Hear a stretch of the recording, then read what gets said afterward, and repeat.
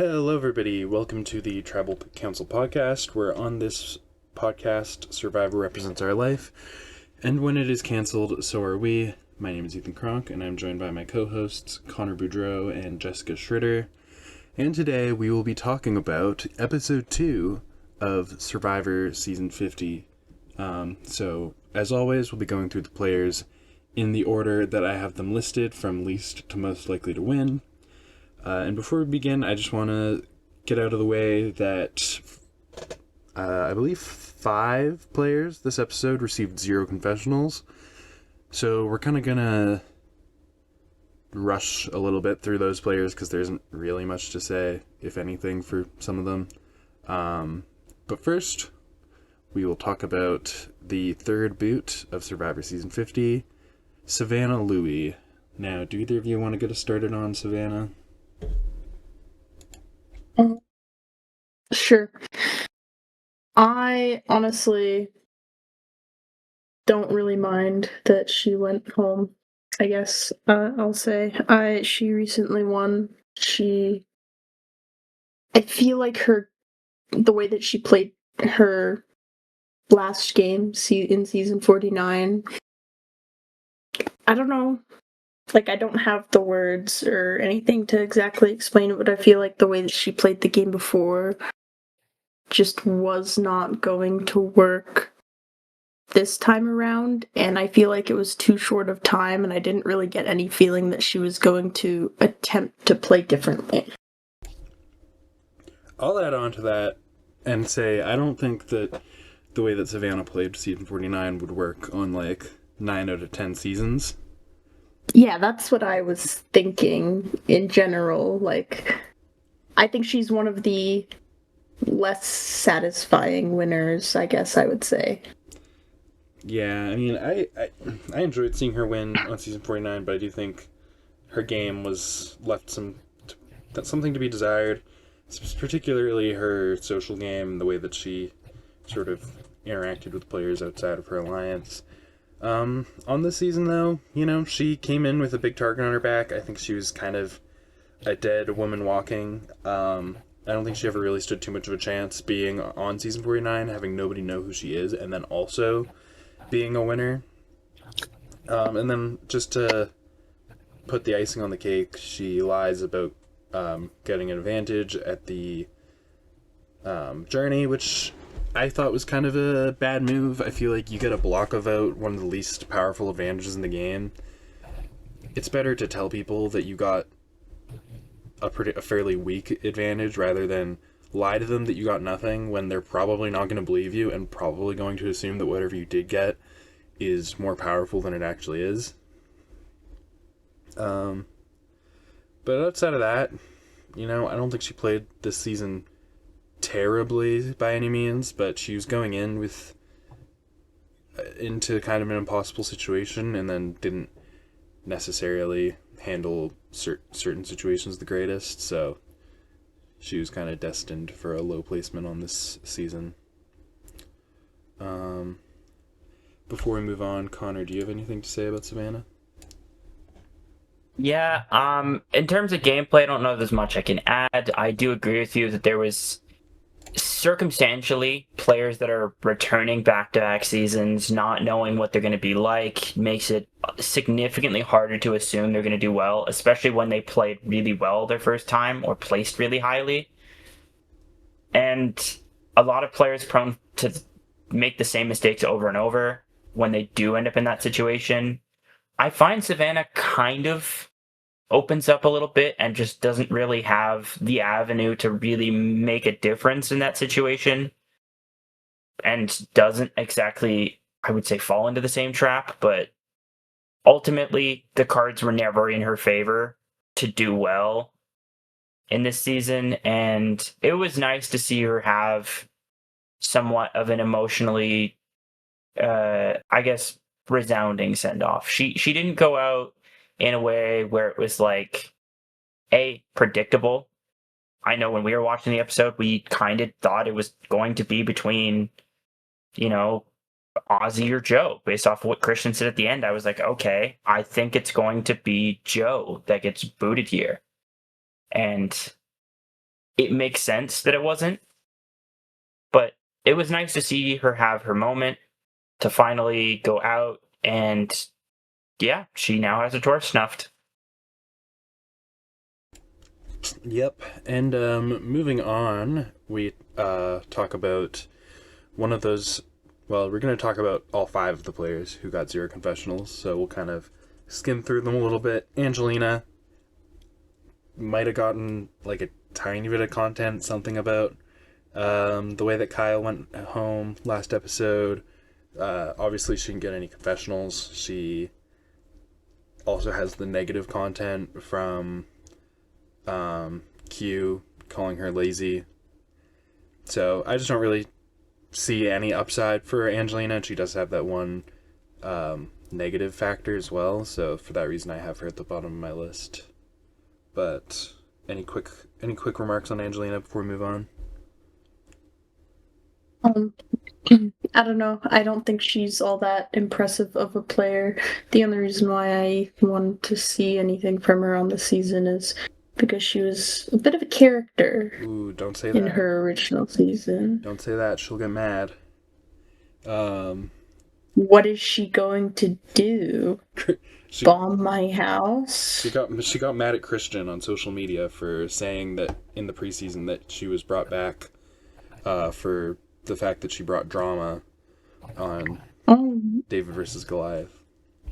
Oh my god, what will I ever do? Angelina's gonna come after me?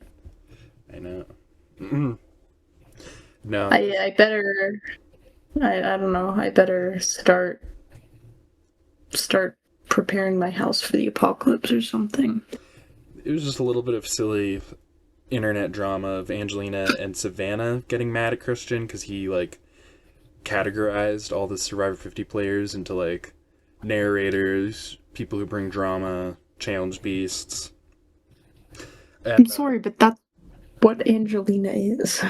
Yeah. And so Angelina, she claims that she's more self-aware now, but if she's not even aware of who she was before, how is she supposed to be aware of who she's gonna be now? From Savannah, it made even less sense because she was mad at Christian for putting her in that same, like, drama spot. But Christian didn't know anything about her and literally said, I'm only putting her here because I don't know anything about her and I had an empty spot there. But she was like, I feel like I should have been in the Challenge Beast category considering I tied the women's individual immunity record. And it's like, Christian didn't know that. He didn't know shit about your challenge performances on season. Anyways, I'm going on a tangent. That whole drama was dumb. But Angelina's last, and we move on. So at number 19, I have Chrissy Hoffbeck, a very similar situation to Angelina. Got 0 confessionals this episode. Got some negative content with Charlie stating that he doesn't feel like she's in a great spot on the tribe, and so he probably doesn't want to work with her. The only reason I have her above Angelina is that she does have more... No, she doesn't. Never mind.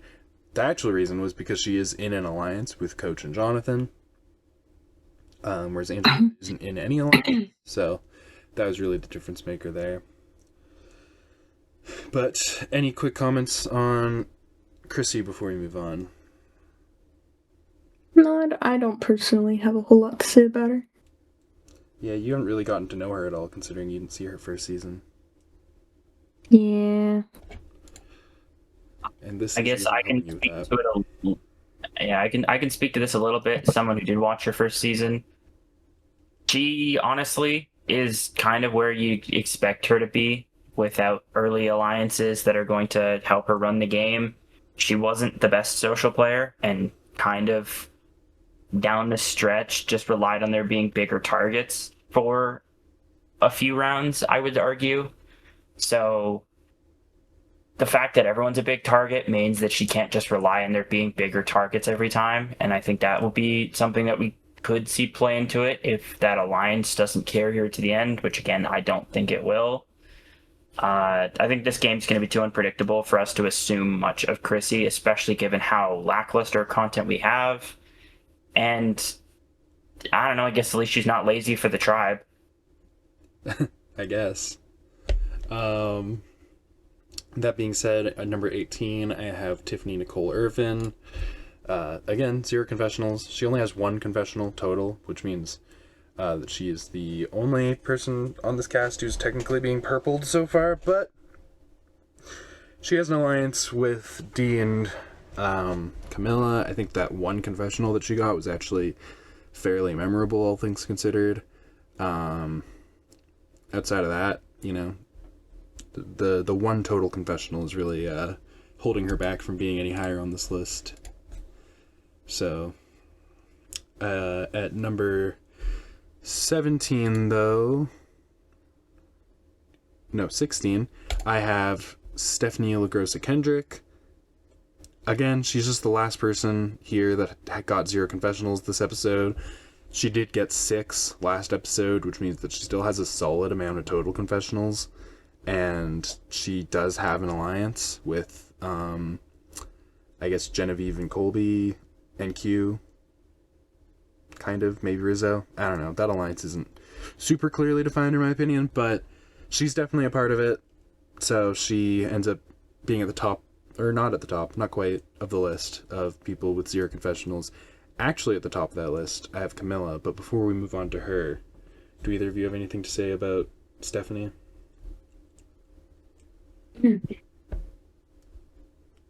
Honestly, I can say a little bit. I would have had her much higher if she had any sort of content this episode. She was in the middle of my list last week. I think she was a little underrated from the first episode, but following any decent amount of content up with a goose egg is a significant sign, in my opinion, that you just don't have crazy importance to a season, especially like we have all of these big characters and somehow Stephanie found a way to get 6 in the first episode. That was a little surprising for some people. I've definitely seen people mention that online, that like getting more than someone like Emily, for example, or Angelina, or Aubrey, or Rizzo, you know, Charlie, Dee, big people, big names, potentially more like impressive players on a lot of fronts, and followed up with 0.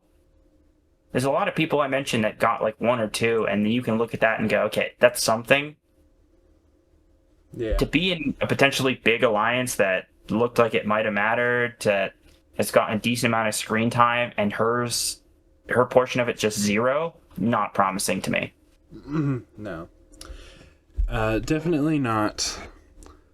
But with that being said, we move on to Camilla. Camilla and Stephanie are kind of like, I could go either way on them. Camilla, though, is part of that alliance with Tiffany and Dee, which like seemed like it got like a very like specific highlight on it compared to Stephanie's alliance, which seems kind of vague who is or is not part of it. That being said, the entire alliance that Camilla is in has had next to no content. If you add up their confessionals, I think they have the same amount as Stephanie in total, and Stephanie got 0 this episode. So, probably not a super important alliance, but it did get a pretty significant highlight in episode 1.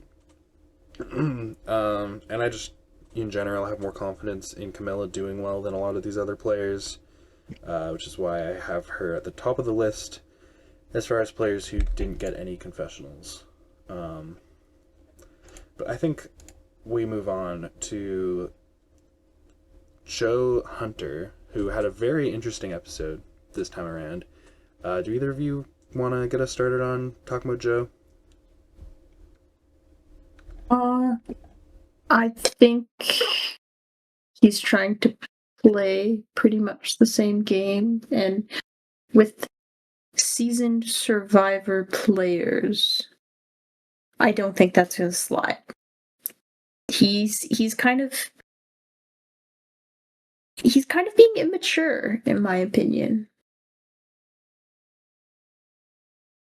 Yeah, well, he did have that fight with Rick Devens, where I'll say, I actually think Joe was kind of in the right, all things considered. Like, sure, lying is part of Survivor, not a big deal.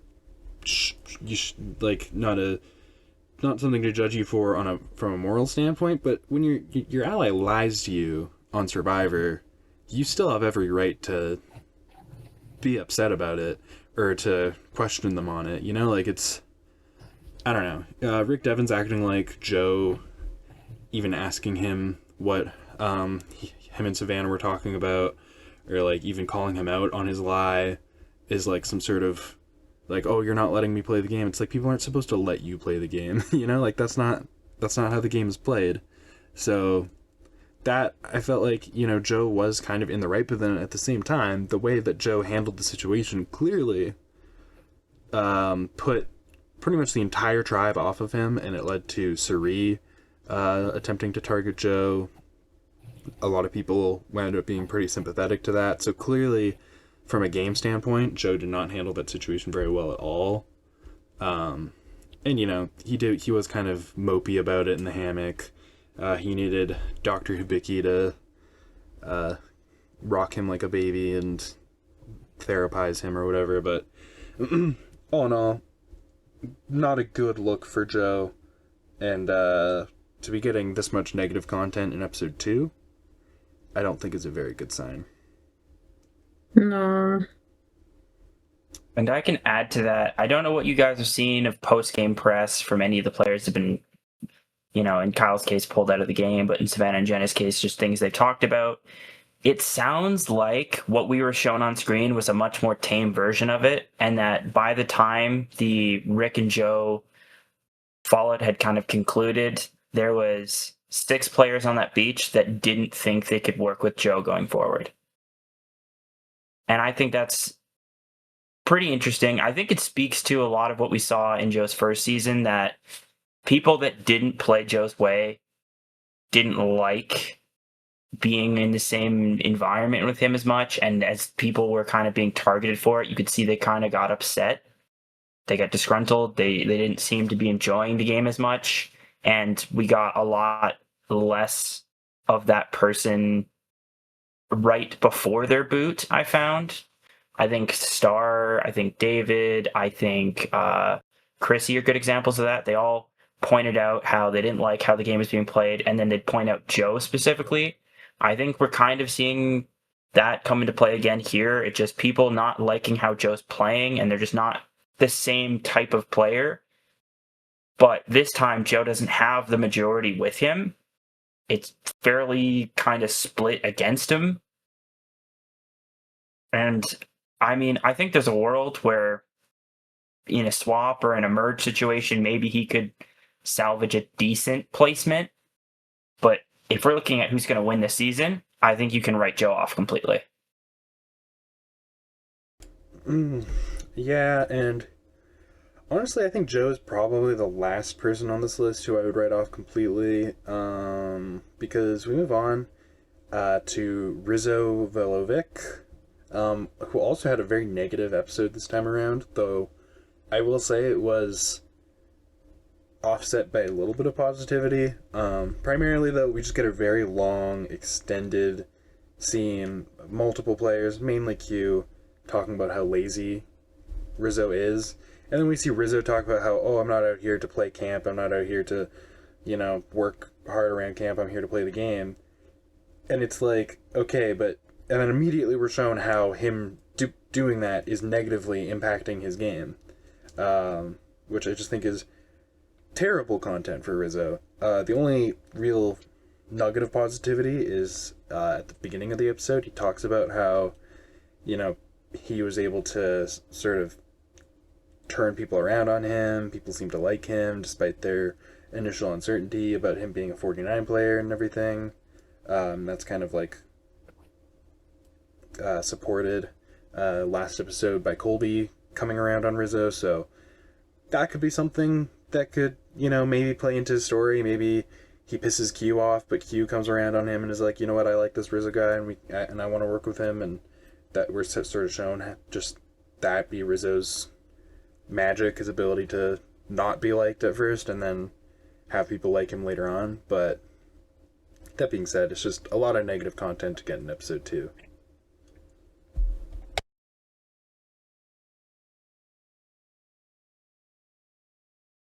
Yeah, I can jump in on that as well. And I think it's very interesting we get such an up and down episode for Rizzo. Again, it starts off somewhat positively. He's like, okay, I'm aware that my perception wasn't great. Cool. I fixed things.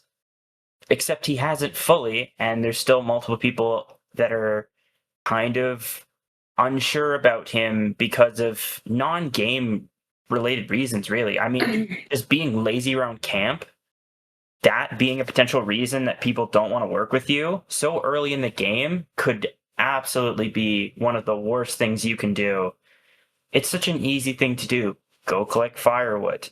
Go grab some coconuts. You know? Make fire if people are going out fishing. Tend to the fire. Basic camp stuff. I understand it's not everyone's forte, but just being willing, you don't have to be good at it. I'm sure Q would just say, man, this kid, he doesn't seem like he knows what he's doing. Sure, great. Would he not work with him for that reason? Honestly, it might be a good reason to work with him if he doesn't seem aware, right? Maybe he's a fun character. That would be a good reason to go work with someone. But just being outright lazy and unwilling, that's not a promising sign this early on that it's being shown so impactfully. Like if it was like a 10-second quick segment, wish he did more, I would kind of overlook it, and kind of hard to overlook it now. Yeah. I just really, truly do not understand wanting to go on Survivor. Like, I understand wanting to be focused on, like, the strategy in the game. But I don't understand going on Survivor and not being willing to do any of the camp-related stuff. It's like one of the main elements of going on Survivor. One argument that I've seen people make online that I kind of sympathize with is the fact that Rizzo did just get off, like, literally a week between season 49 and season 50. So, I mean, he's probably had a decent bit to eat over the last week. But he's still going to be in the state where, like, his body is going to be pretty much worn out after 26 days as a survivor and only a week to recover before going right back out there. I mean, we can see how skinny he looks even still. So I mean, yeah, sure, but my comment still applies to what he said, which was he did exactly this last season too. So I don't think he's a little bit more justified this time around, but his entire ideology is not justified in my opinion. It makes no sense to me. I mean, I guess you can kind of make the argument that that he did the same thing last season and it worked out pretty well for him.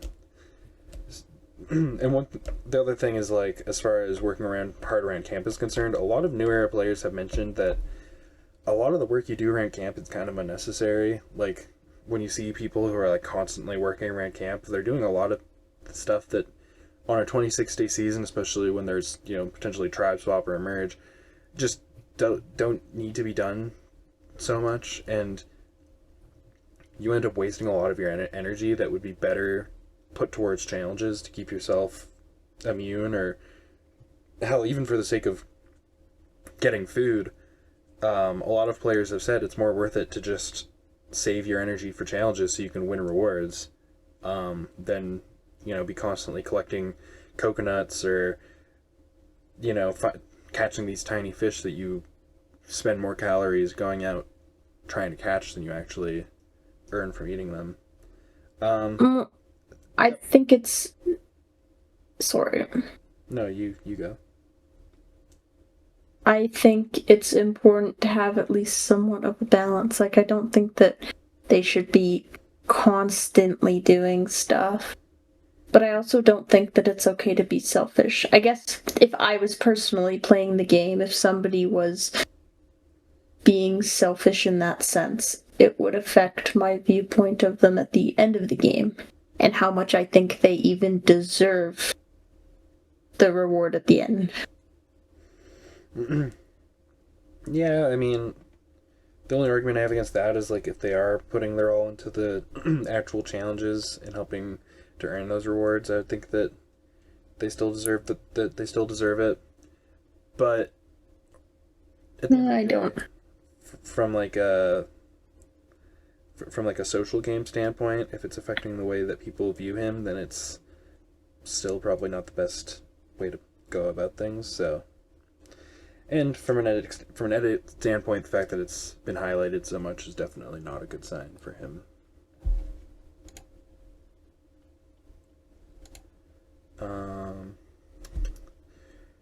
With that being said, we move on to D. Vidares. D has gotten one confessional, both episodes. I don't honestly remember what her confessional was about this episode.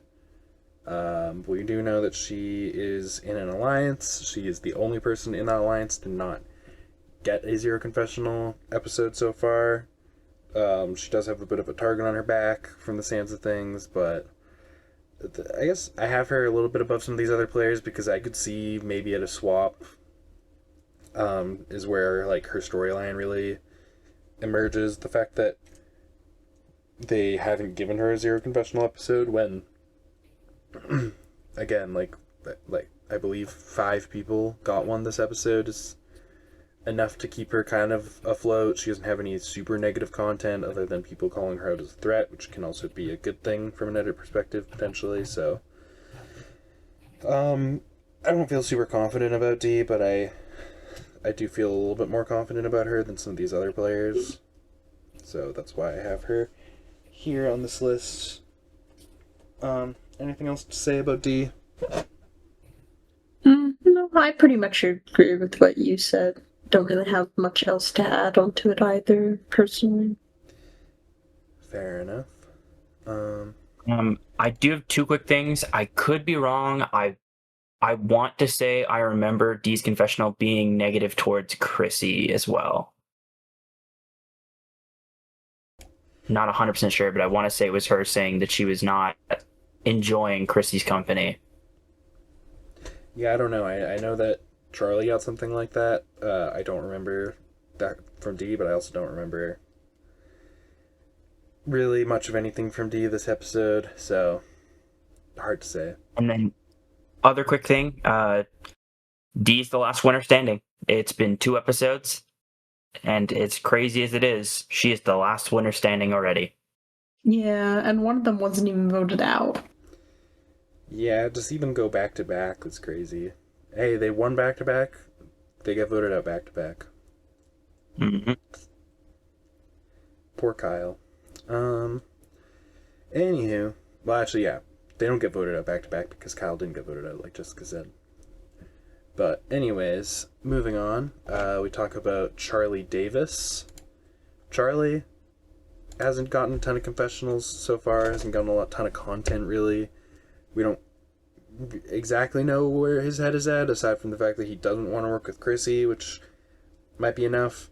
Big reason why I have Charlie so low, and why I'll have a few players lower than they might seem to maybe deserve to be on this list, is that they are on this Teal tribe, the name of which is actually escaping me right now.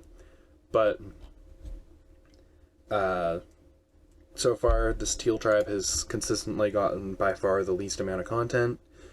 And generally, when one tribe in particular is being under-edited, that can mean not great things for pretty much anybody on the tribe. So Charlie hasn't really gotten a ton of confessionals anyways, but there are going to be a couple other players who are moving down on this list.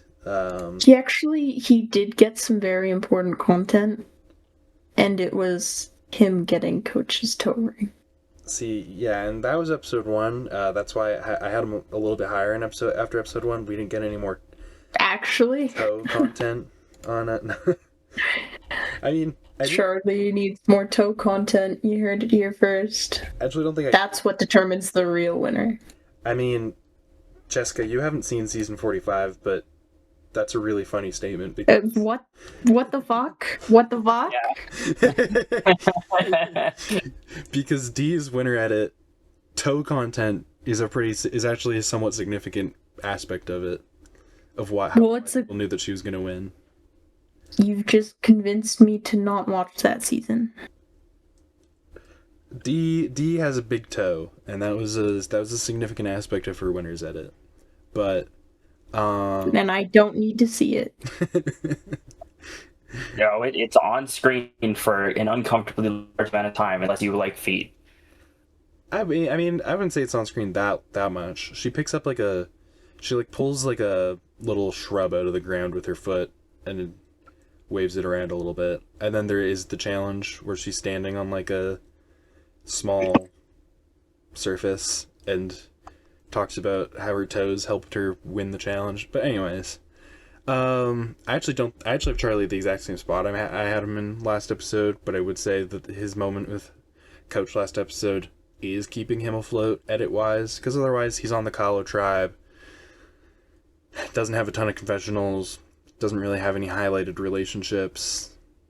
Unfortunately, as much as I do like Charlie, I just don't see a super optimistic future for him, but that could change given a swap. He's not out of contention yet, in my mind.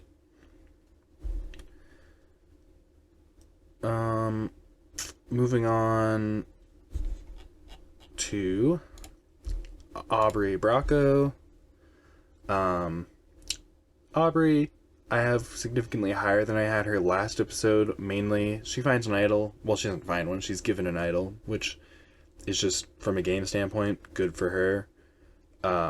Especially, considering she was shown having that standoff with Genevieve in episode 1. I could see her idol coming into play potentially if they stay together on a swap, or if they make it to the merge together. She's gotten consistent content without being anywhere near overexposed. And then she's had multiple confessionals talking about her previous season, how she wants things to be different this time, and or how her previous experience has affected her. Emotional content, check. She checks some boxes, but overall her week premiere definitely keeps her from being too much higher on this list. But I'll pass the mic off to one of you two if any of you have anything to say about Aubrey. Yeah, I can pick up on Aubrey, and the biggest things that I would say are definitely why I highly agree that she's kind of near the lower end of the middle is, as you mentioned, weak premiere, not only weak premiere, negative premiere. A lot of content, other people focusing on, I don't know if, certain types of players. It's brought up that, in past seasons, for example, Q would target someone like Aubrey. Well, target someone out on his actual season because their favorite player was Aubrey. So there's definitely factors that played into why Aubrey looked very negative the first episode. And I guess the perception just isn't shown the same way this episode in such a negative fashion that I honestly would almost consider moving her up even more than what was done for this episode. I mean, it's very difficult to place her given how we haven't seen her make significant alliances yet. We haven't seen her play a significantly different game in a way that could prove to be fruitful. And it's somewhat interesting that we get to see some more of the emotional sides of Aubrey in a new way, because I'm used to seeing a lot of emotional Aubrey moments because she's overextended herself or something goes wrong for her game, in particular her allies. Neither of those things have happened yet. Yeah, well, I think she's a very lucky person. The fact that they searched her bag right before she got the idol is very lucky. Yeah, that was funny actually. I mean, just being given an idol by Christian in the first place was very lucky. But to have it be given to her and then right after her bag of surge when they confirm that she doesn't have anything is like serendipitous, truly. Um, Interesting thing about Christian giving the idol to Aubrey is that like with him, Rick Devens, and Emily, you kind of have the geeks of that tribe working together.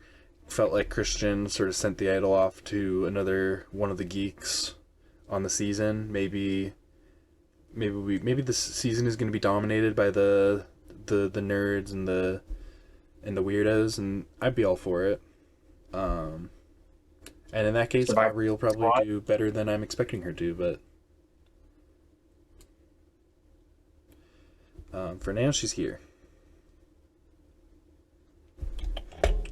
Moving on to somebody who I've seen a lot of people have a lot higher, but again, I put him mostly as low as I do because he's on Kahlo. We have Jonathan Young. Jonathan has 6 total confessionals, multiple of which talking about how he wants to play a more strategic game this time around. Lots of positive content from other people talking about how great it is to have him on their team. He's in an alliance with Coach and Chrissy, supposedly. He has a lot going for him, but he's just not on a good tribe as far as the edit is concerned. And that is the main thing really keeping him down here. And the next 2 people we're talking about will also be mainly as low as they are just due to being on the Kahlo tribe. So, that being said, do either of you have anything to say about Jonathan? For somebody who's saying they're going to play a more strategic game, we're still getting content really focused on his strength and what he does around camp and stuff like that.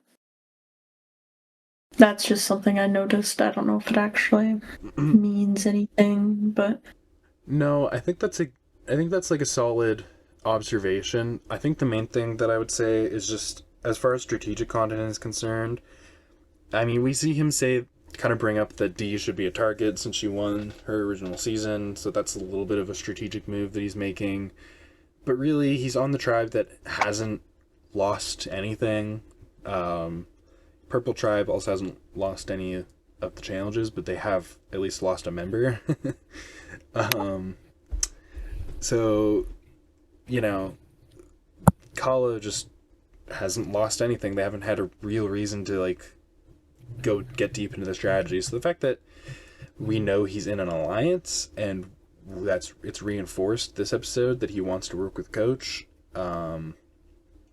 is like more strategic content than really most of the people on his tribe are getting. Yeah, I guess. But it still isn't much, and that really just speaks to him being on Kahlo and the fact that that's just not a good tribe to be on from an edit perspective. I guess a lot of the focus on his physicality too could be read as negative, or it could be read as like he even kind of says he wants people to assume that he's going to be the same Jonathan he was in season 42, and so that could be in that light sort of supporting that. We see like people are assuming that that's kind of all he is, and maybe he's going to subvert their expectations. Yeah, that's also kind of what I was thinking, like a different way to interpret the way that he's being shown. Yeah, no, that's definitely a pretty good observation. Connor, do you have anything to add to that, or are we good to move on? I will add a little bit. I think from my perspective, I see a couple things that are happening. As Jessica well pointed out, the content is a lot from other people's perspective, narrating his very previously well-known physique, the fact that he is a challenge beast, the fact that he's a physical competitor and a tribe contributor. And we aren't seeing a lot of strategic content about that tribe just in general. I mean, what little we have can be kind of chopped down to him, Chrissy, Dee, Tiffany, Camilla, and then that's really it. I mean, I guess we can add Mike White saying, I'm going to get rid of people that make this experience less enjoyable. But ultimately, I think he's in a spot where if anyone right now from Kahlo comes out as the winner, he is in consideration. And I don't know that that's necessarily something I can truly buy into yet. But of the players we have been shown on Kahlo truly be in possible contention, given they look like they might be definitely the weakest tribe in terms of odds to win, just general content, just general interest for the season and the outcome of it itself, I might say Jonathan is probably number 2 pick for me if I had to say winner from Kahlo right now.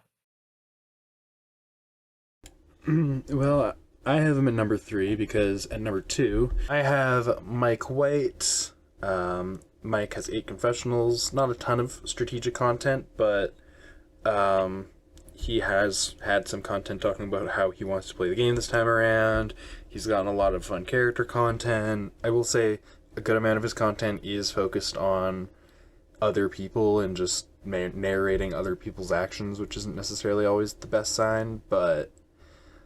And then also he's on Kala. So really, I had him pretty high up last episode, so I did drop him down quite a decent bit. But I don't have a ton of confidence in him. I just feel like he has been a fairly prevalent character this season, so he does find himself in the top half of this list. But do either of you have anything to say about Mike White? No, not really. Like, he hasn't been super... Like, he's been present, but to me, I guess he hasn't been super notable this season. But, like, that's because he's on the tribe getting no content, so...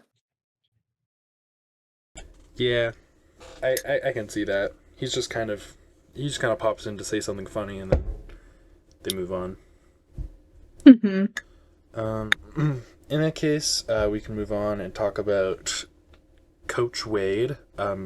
Again, suffering from being on the Kahlo tribe, but I think Coach has a lot going for him. A lot of content talking about how he wants to play the season differently. Very solid premiere, followed by, pretty, middle of the road second episode. I'm, not entirely sure how to read the situation with Ozzy, whether he's being portrayed positively or negatively there. And I do think that, he is a little bit too much of a character and could just fall into the same traps as his previous seasons. But he's at least expressed a desire to play the game differently, and I feel like from what we've seen so far, he understands how he could play the game differently in a way that might work for him, which is why, if anyone on Kahlo is going to win, I think that Coach just has enough going for him to potentially break out of being on the worst tribe from an edit perspective. But I don't know. Do either of you have anything to add about Coach?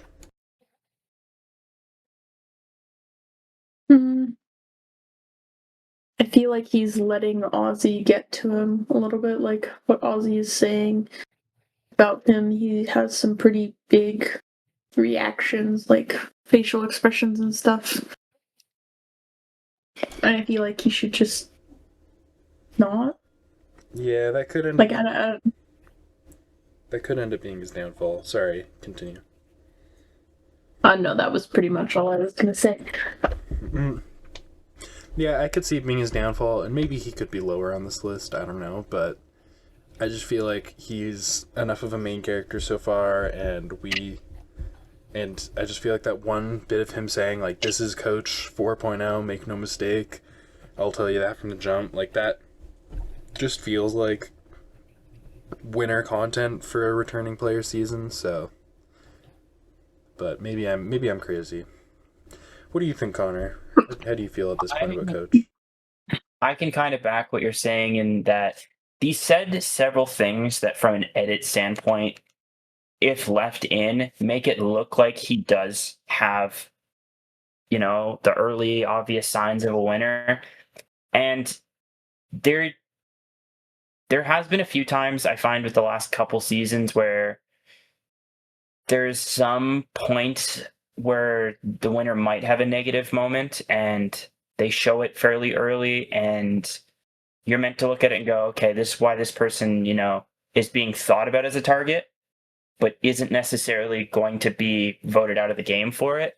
That moment with Coach and Ozzy, you look at it and you go, okay, one of these two are probably going to go at it with the other, and it's probably going to be a boiling point at some point. However, I think we've seen enough evidence to support the fact that Coach can rally a group, and maybe it won't be pretty, but he can gain a majority. He can play a strategic social game that's going to be good enough to get him to an end game again. Even the new version of Ozzy, I don't know if Oscar has it in him to do that, and I think he would be very reliant on someone else to do it.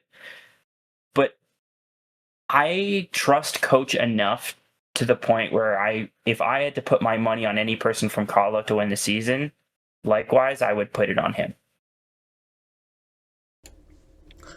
Yeah, that being said, I still wouldn't put too much money on Coach winning, considering I have 8 people above him.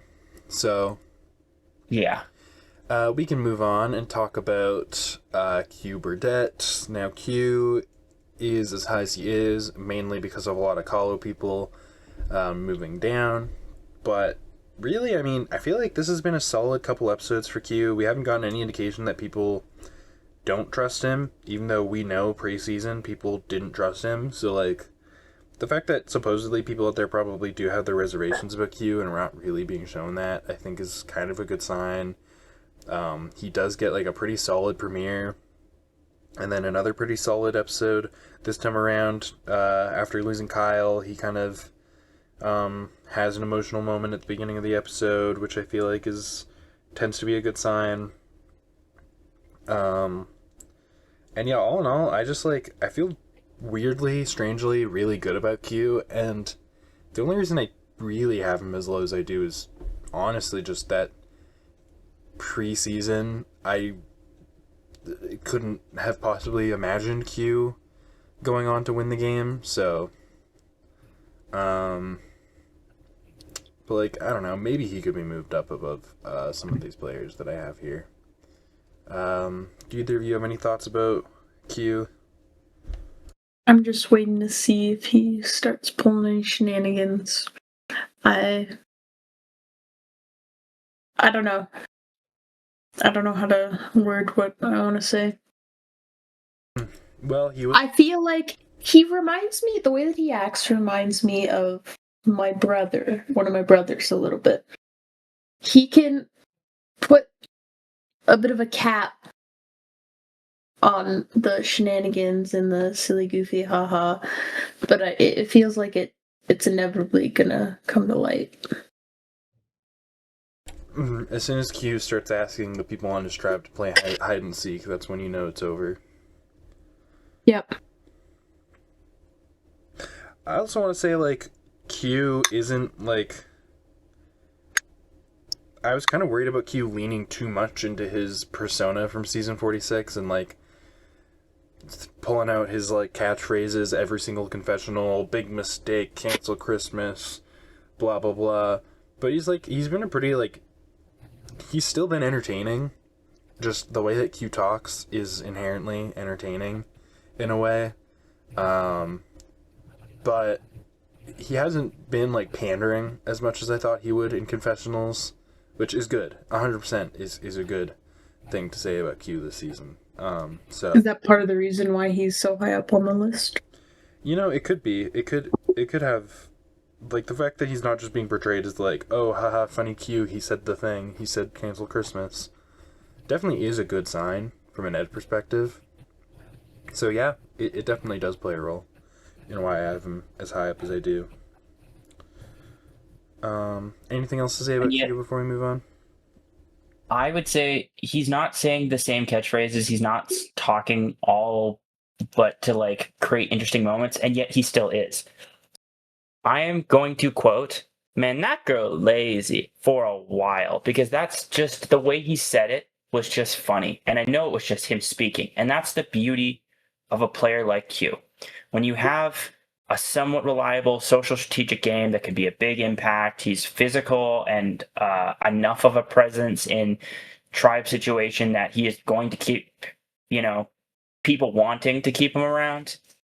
And if he can control just the entertainment, the outbursts in a way that is viable for other people's games, Q can be an all-time player. And we've seen a lot of people in a similar realm where they are known as an interesting, outgoing narrating character who can cause some drama moments and still be a really good player. And potentially this season could cement Q in that category. One person I think about is Tyson Apostle, who I think if you had told if I had just seen Tokenshiens and you told me that Tyson would go on to win a future season, I probably wouldn't believe you, because he is such a character on that season, and the way he plays that game is so just unbelievably not conducive to winning a game of Survivor ever. But he completely... Well, and then he even kind of acts mostly pretty similar on Heroes vs. Villains, but then he completely turns things around on Blood vs. Water, and while still being a very fun character, manages to play the game a lot more strategically and dial back some of his more abrasive personality quirks, at least in front of the other players, in order to win that season. If Q does win season 50, I would think about it a lot like Tyson winning Blood vs. Water. In that sense. But anywho, moving on. Number 7, I have Ozzy Lust. I don't know. He does specifically call himself out as a mediocre strategic player. I feel like that's sort of a moment of self-awareness, although mediocre might be generous. Regardless, I just feel like getting so much content in episode 1, and then episode 2, we get a little bit more toned down, get 2 confessionals, enough to keep him afloat from an edit perspective, but also enough to offset the overexposure from episode 1.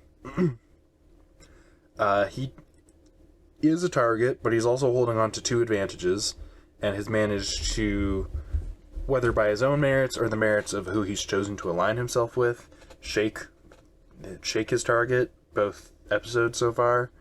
So I feel like his strategy of working with people who can sort of cover for his weaknesses seems to be working quite a bit. And again, there's just a lot of focus on him, a lot of positive moments, a lot of positive content overall.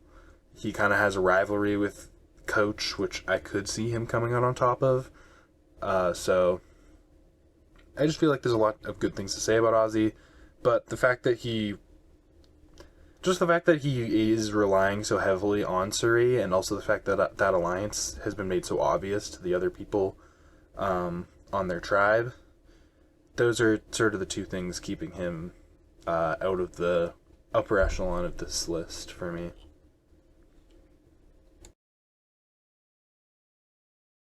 I pretty well agree with what you said. I don't really think I have much to add about him. Connor, do you have anything to say about Oscar? Yeah, I think something that can be very interestingly pointed out from more particularly episode 1, but a little bit so in episode 2, is I think Ozzy's game can be very easily identified as someone who is super potentially overcorrecting, or just in general very much trying to focus on correcting how he's previously played. And I think that could definitely be something we look back on and say this is why he didn't win, more so than why he did win. I will even admit I have him a little bit higher on my list than you do, and I just see certain things that kind of set me off as to why he can't be truly in the top 5 or so, and why he isn't one of the favorites. And that particularly is, as you mentioned, kind of his reliance on other people, how much he's super focusing on trying to build this super hard trust with one or two individuals, really focus on those social relationships. But we aren't showing it with anyone else in the same capacity, that it makes me want to see more of it before I'm willing to say it's a reason why we can count him in as a likely winner.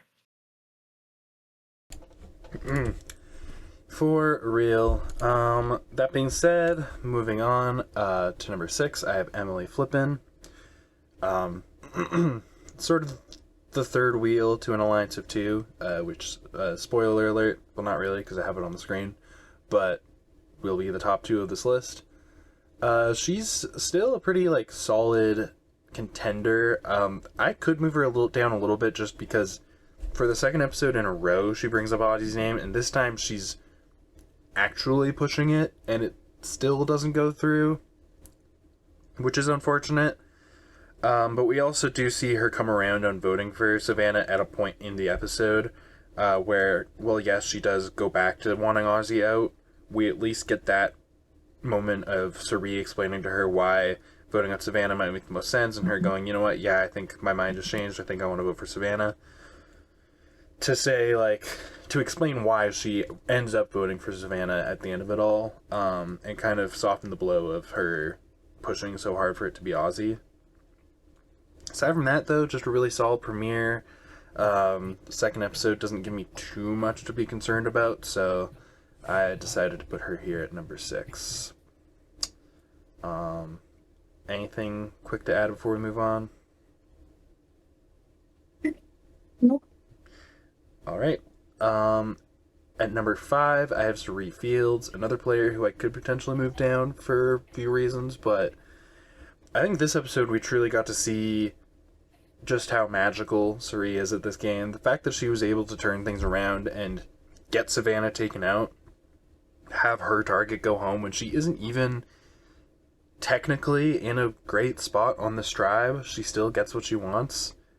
2 episodes in a row, she gets exactly what she wants, is genuinely insane to me. Especially when you consider how she is a liability in challenges. They have every reason to take her out. They know that her and Ozzy are a tight pair, and they see that as a threat, and they still take out Jenna, who's targeting Suri, take out Savannah, who was Suri's target this episode. Just a very... just an insane performance from Suri from a gameplay standpoint. I did want to specifically ask Jessika what you think of Suri so far, just because this is your first time seeing her play.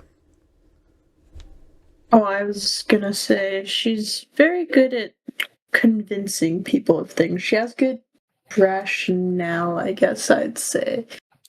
I feel like she's good at getting people to do what she wants them to, because she knows what people want to hear to get them to go along with her plan, to get them to be like, yeah, that makes sense, that is the smartest plan. I mean... And I understand why people are weary of her, I guess. I mean, I've already kind of told you about this. On her second season, she convinces somebody that it's in their best interest to give up their immunity necklace, and then votes him out. So, if anybody in Survivor history is able to really persuade somebody into doing something that just completely goes against their own self-interests, or just seems completely insane, how could you ever possibly convince somebody to do this? It's Suri, and that's what makes her such a big target, but that's also how she is able to so consistently get that target off of her own back, no matter how big that target might be. So it almost makes me think that she has a little spell book or something. Yeah, she's a witch. She's a witch. No, I did not want to call her a witch. That feels mean. No, but people have described Suri's gameplay as magical before, so I honestly, she could probably convince me to give away my cat, and nothing could convince me to give away my cat. if Suri could get you to give up tater tot, I think I think we should consider that she's using magic. yeah, I think we should consider that she might be a witch. I don't know. Speak of tater tot, he came right to me. Anything before we move on to Genevieve? Absolutely. What isn't to be said about the queen of Survivor herself, the best to never win, the most unbelievable social strategic player in Survivor history? Just the amount of things that are like, and this season just more and more proof of it. She has a way of getting things done that cannot be matched by other players. There's just a way with words that could not be replicated that she holds. And a lot of people, myself included, potentially came into the season and was like, okay, they won't let her do it again. And yet she's doing it again. And they're aware. They all have said it. Every person on that tribe's been like, well, Suri and Ozzy. And yet no one has done a thing about it. Now she has her first advantage in her Survivor career. Imagine what she can do with that, on top of what she's already been proven to do, not only this season, but in previous seasons. I mean, it is just unbelievable how powerful social capital Suri has built in her Survivor career with, again, a majority alliance on her tribe that she's not a part of. 2 successful vote rounds, but the 2 targets that she has focused on the most. One that was targeting her, one that was potentially targeting her number 1 ally. More than likely, that was what was going to be the vote had, Joe not kind of imploded his own game, or, Savannah potentially lied about her advantage, right? If she had come true and just said to everyone or to individuals, maybe she would have been cool. So I think it's just another testament to the dominant career of Suri Fields, that she has completely controlled the voting so far for that tribe, and yet she's not even in the majority alliance. Very impressive stuff. Speaking of impressive, Genevieve Mushlook currently has the most confessionals of any woman on the cast. So that's, I don't know, that's something. Aside from Savannah, but Savannah's gone, so it doesn't count. Genevieve, she does have a solid alliance. She has gotten a lot of content, a lot of emotional content surrounding Kyle, which is, I believe, a good sign for her. It's really the start of a good season-wide story for her, and she has the rivalries, so to speak, though it is a little bit one-sided with Aubrey. And if she does come out on top, she'll have to be a top contender to win the season. It's just a matter of, is that going to happen when Aubrey has an idol that Genevieve has no reason to suspect she'd have? I guess we'll have to see. But I just think Genevieve has gotten a lot of really solid content this season so far. And she's gotten a lot of content without necessarily being overexposed like someone like an Aussie, or even a Christian, you could argue, maybe is. Or a Q. So I feel like those are sort of the reasons to have her as high up as I do. But anything else to say about Genevieve, about Mother? I think there's something that can be spoken to about the fact that she isn't necessarily the most interesting confessionalist in the female category for season 50. I think there's a couple people you could point out that could potentially have been more interesting confessionalists if they were key members of the season. I think you can even also point out that there's more interesting confessionalists on her tribe that you could argue should have more confessionals than her. and yet Genevieve has so many. And that's something I think is very, very interesting. At this point in the season, a player like Genevieve's gotten a lot of content that sure is centered around Kyle, or, just kind of emotional content speaking to her past season, sorry. But I still am kind of overlooking that, I guess, and I think it's a really good sign of things to come for Genevieve, just what we've been given so far, and if it continues to stay this way, I could see her as potentially the winner of the season. I think undoubtedly right now, from I guess Kahlo, we only really have one or two options. I think Vatu's kind of in a similar boat in the sense that if I had to put my money on Vatu, there's one or two people, and I think she'd be my number one pick.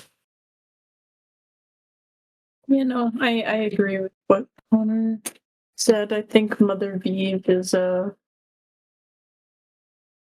don't know. I have high hopes for her.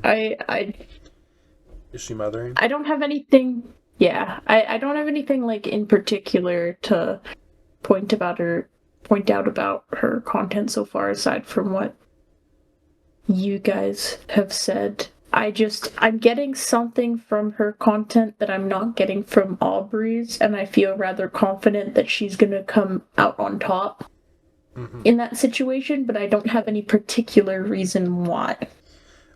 I would hope so. I almost see Genevieve in a weird way as kind of the new era Aubrey. So to see her win out over Aubrey and become a legend in her own right would be pretty cool. I would actually push back though against saying that she's like maybe not one of the most interesting female confessionalists. I think if I were to point out anyone on the season who might genuinely be the most interesting female confessionalist, like Genevieve would be in that conversation for me, absolutely. She does get purpled in the first 3 episodes of her original season, but beyond that point, the way that she talks about the emotional aspect of the game is always very interesting. There's just something very enticing about the way that she speaks. I think that she is a phenomenal confessionalist, and I would expect her to get a ton of confessionals on any given season. But the fact that she has 10, the most of any woman on the cast so far, is definitely a pretty solid sign for her. Yeah, I guess I don't know, I was hoping to see more confessionals from, like, Tiffany or somebody. Well, I definitely hope to see more from Tiffany, yeah. Yeah. Tiffany, she was revealed on the cast. A lot of people said, like, oh, what a waste of a spot. Who cares about Tiffany? And I was like, that it upset me. And now the editors aren't even giving her content. It's like, okay, why did you put her on the season? Like, what the hell? One random thing I have to say about Tiffany, she looks so fit. She looked so fit in the second episode. That's all I had to say. I mean, hey, Her leg muscles were strong. her tribe's winning everything for a reason. They have arguably the three of the strongest women on the cast, or 4 of the strongest women on the cast, because Camilla's really good at puzzles, and then they have Jonathan and Charlie. Like, yeah, that tribe is stacked. I don't know what they were thinking when they made the tribes, honestly. Yeah, I couldn't tell you. To be fair, there are a lot of really good challenge competitors on the season just in general, so. But with that being said, moving on to number 3, yet again, I have Colby Donaldson. Actually, I think I had him number 2 last episode. I don't remember Colby getting a ton of content this episode, to be honest. He only got 1 confessional. But, again, just a really solid premiere from Colby. And I'm hoping to continue to see good things from him. Like I said, I think this might be my favorite iteration of Colby that we've gotten over 4 seasons watching him play. So, I actually, surprisingly, hope he goes far, despite the fact that I wasn't super excited to see him play again in the first place. But do either of you have anything to say about Colby? I don't have much to say about him. I'm gonna be completely honest. He's just a dude to me. Like, he's not very notable to me right now. Just a guy I would from Texas. Yeah. Yeah. I would say there's a couple things that really stick out to me with Colby. I think one, the fact that he has shown clear leaps and bounds in his evolution to his social and strategic game is already super important in terms of A, odds of him winning, and B, just in general, the perception of how we can view Colby as a player. Like, if we look at past seasons, there is clear and obvious flaw as to why he has not won, and those are two of the things that you can look at most heavily. Is that socially, strategically, there is missteps, miscalculations, or even a lack of enough done in that ballpark for him to be considered an all-time player. He goes on a run this season, hypothetically, makes it to, let's say, Final 6, Final 5, Final 4, and it's off the back of those things. Colby propels himself into a much better, thinner level of players that are much better all time. And that's something I'm really excited to see develop if that's the path we get from Colby. And I really do hope that is the version of Colby we get to continue seeing on our screens, because, again, it's also just a more entertaining, more fun version of Colby. Because we've already seen him be the American hero.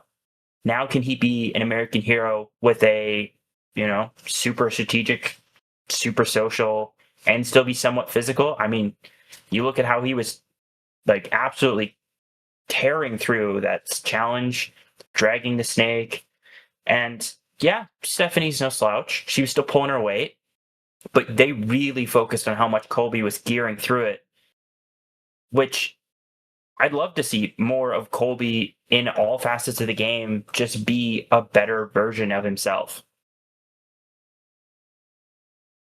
Yeah, I think the reason. Oh, No, you go first. I think the reason why he's just a dude to me is because you guys are like very specifically talking about his gameplay previously versus now, and I haven't seen any of that.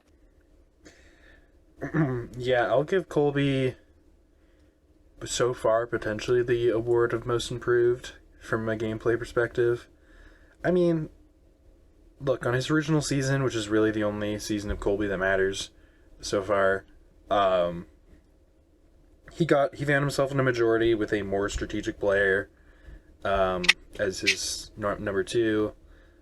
Ride or died with her to the final 2, despite the fact that he knew he would probably lose against her.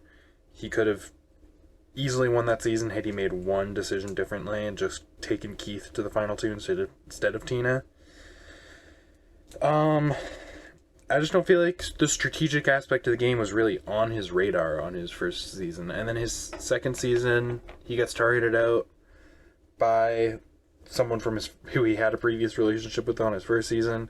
And then Heroes vs. Villains, he just doesn't seem to even want to be there, if I'm being honest, on Heroes vs. Villains. And that's the big thing that interests me about him this season, is that he really seems to actually want to play the game.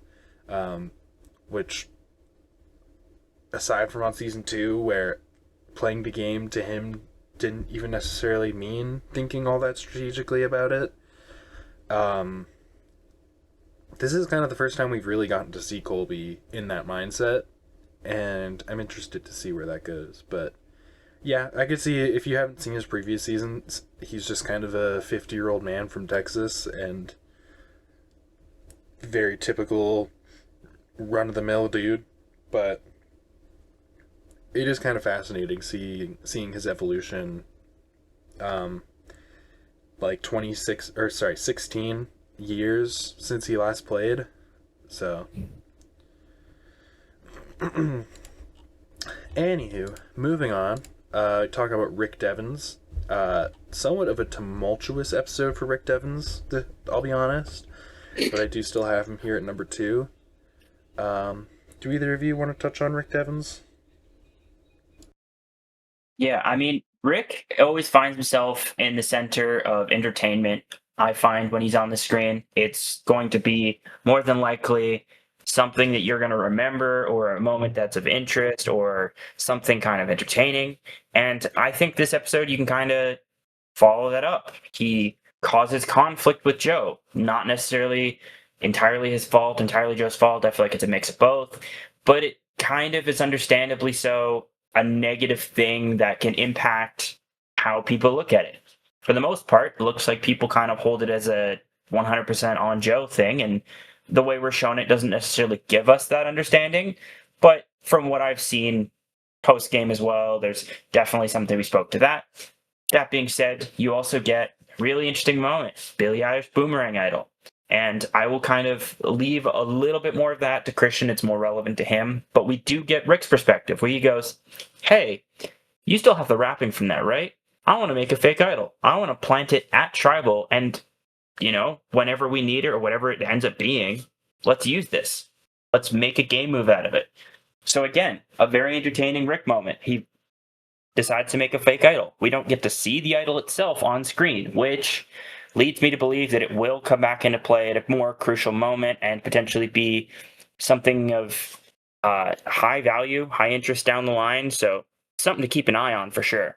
But I think just Rick always finds himself in a very entertaining spot, and definitely from his own doing this season, he is again finding himself in a very interesting position with a lot of good content, and I'm excited to see where it goes.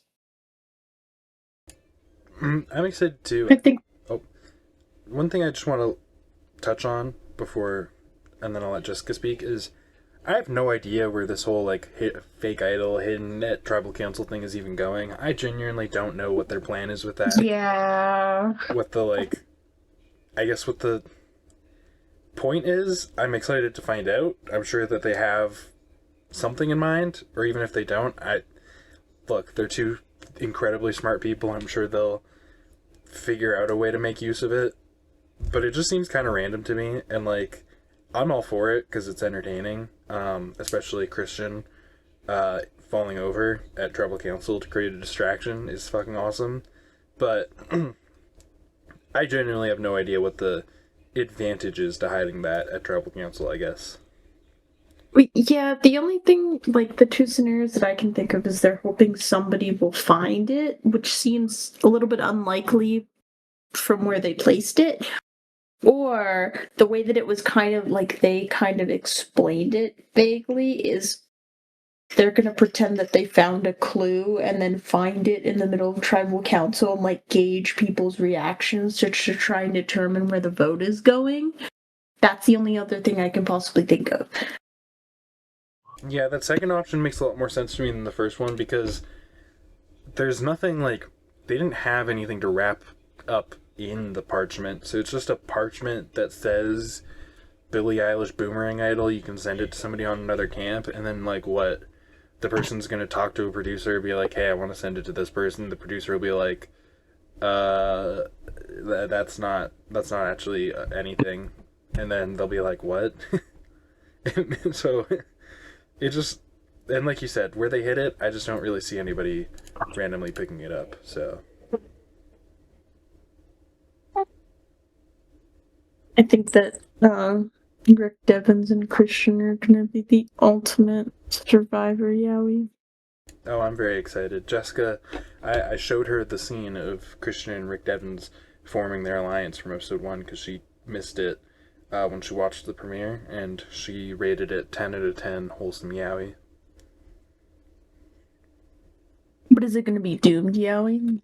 Or wholesome Yowie? Considering they're the top 2 people on my list, I think you know what my prediction is. I think one of them's going to betray the other, and it's going to be the heartbreak of the century, honestly. I really hope not. I would cry. Especially, I imagine they would play it out really well too. They would make it really dramatic. Oh, it would be so dramatic. But I would rather see them in the final 3 together, sitting next to whoever. Unpopular opinion, I'd rather see doomed Yowie. What kind of Yowie would you rather see, Connor? honestly, I just want to see them succeed. It's hard for me to imagine a world where those two don't at this point, and any world where those two are final five players makes this an all-time returning season, which we've needed a good full returning season of like mostly non-winners. Yeah, we I haven't say had that since winners at war. we haven't had that for 20 seasons. So, Yeah, and that wasn't even a particularly good season. So, actually, you could argue we haven't had that since 30 seasons. yeah, 30 seasons. Jesus. Well, that being said, we move on to my number one pick to win the game, and definitely, absolutely, 100%, the runaway star of this episode, Christian Hibiki. He definitely ran away at one point. Okay, Well, yeah, he shat more of a himself. waddle. He shat himself, found a Billie Eilish boomerang idol, sent it off to Aubrey, spoke to Joe, like, just kind of peeking through the hammock, which was hilarious, rocked Joe in the hammock, which was also hilarious. Oh god, he went and talked to Rick Devens about this idol. Rick Devens was like, we should try hiding at Tribal Council. He's like, great, I'll create a distraction. Falls over after Savannah gets her torch snuffed. Says, I meant to do that, which is fucking hilarious. And on top of all that, on top of all those great comedic moments from Christian, something kind of subtle that I want to point out is that, like, Emily talking to Sari, I think, is like, you know, I'm assuming, like, Rick is probably going to want Joe, you know, I'm wanting Ozzy, Christian, I think, is going to want Savannah, and it's just that little subtle, like, Emily just kind of saying, like, this is probably what Christian's going to want to do, and then Savannah ends up going home, that, like, again, we're kind of very subtly shown Christian is getting his way. It's the same thing with Jenna. He does say, I'd rather be Jenna at one point in the episode, but mostly he's just pushing, I want it to be an unanimous vote, and that's exactly what he gets. So, I just feel like from an edit perspective, the fact that he's being highlighted so much as a character, and the fact that he's just like the star of the season so far, and then subtly from a strategic standpoint he's getting exactly what he wants every episode, is just phenomenal. I'm so happy that Christian is sort of so far the main character of the season. I couldn't ask for a better person on this cast to fill that position, so I'm very happy to have him here at number one, and I'm hoping to keep him here at number one for as long as possible, but we'll see how things go for him. I think he handled everything this episode. The wide variety of emotions and events rather gracefully. I think that he knows how to stay composed, even when he shits himself. And that says a lot to me. Whether it be shitting himself or having to console an emotionally volatile man, or having to create a diversion so his closest ally can hide an idol clue thing at Tribal Council, yeah, he's very composed. He does it all. Very cool, calm, and collected, honestly. Yeah, he's very sure of himself, which, like, I guess he doesn't look like you're the stereotypical type of person that's very sure of himself and everything. But he's very confident, and he's also very smart and strategic, and I feel like he just has a lot of things going for him. Even when he shits his pants, he's viewed in a good light in terms of the edit and by all of his tribe members. Oh, and not to mention in episode 1, he gets emotional content regarding his newly born son. Here's what I'll say about Christian. Whether he wins this season or not, I feel fairly confident that we're going to get a third season of Christian Hibiki at some point. And, maybe he'll win that season. So even if he loses this season, I could still see him going on, playing another season and winning somehow. So I just want to Hear me out, guys. Season. Hear me out, guys. Blood vs. Water 2, we bring him out here with his wife. Yeah, I don't know.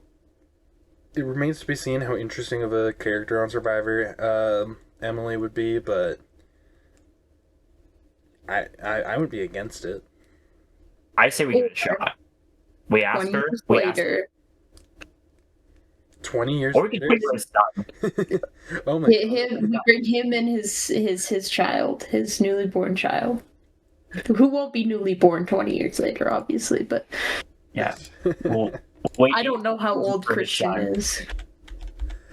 That's an interesting thought. Is like depending on how, like we're seeing a 50-year-old Colby on this season. Depending on how long running the show is, we could see.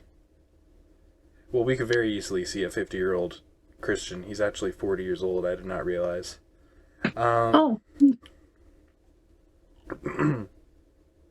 So certainly, if he's 40 years old now, I could see Survivor potentially going for season 70. We get a 50-year-old Christian. Hell yeah, I'd be all for it. He does not. I thought that he was like 30 at most. See, I thought he could, or like 35 maybe. Yeah, he doesn't look 40, but also the way he looks, his age can be kind of like nebulous. He was only 32 on his original season, so. I thought that he was like 24. Yeah, well, I mean, he definitely looks pretty good for 40. Before we do the outro, we do have a tribe swap. I'm not going to get too much into that because I don't know if Jessica wants to be spoiled on what the tribe divisions are. The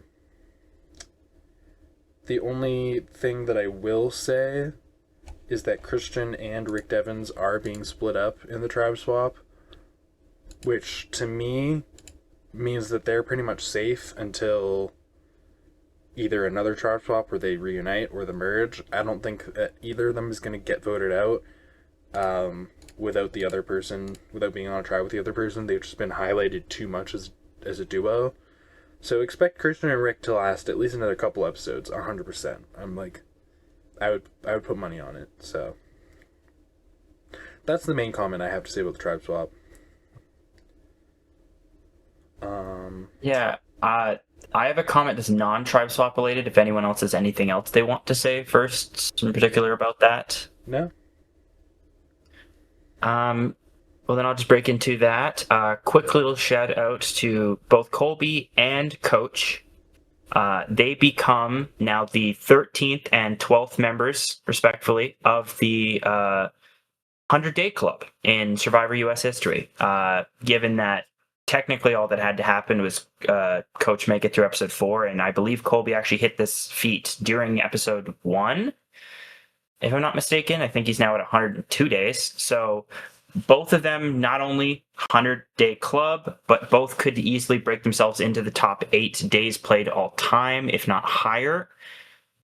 And this is something we could definitely come back to in the future because, well, Sari has a chance to cement herself as a top 2. Ozzy could break into potentially 3rd place. We could see Aubrey break into the top 5 as well.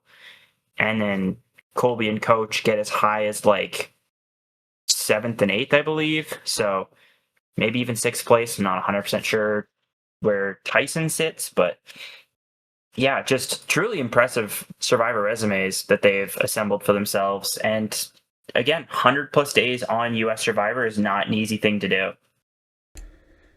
Well, congratulations, Colby and Coach. Well, that's a pretty interesting fun fact to end things off on. But, as always, the pod has spoken.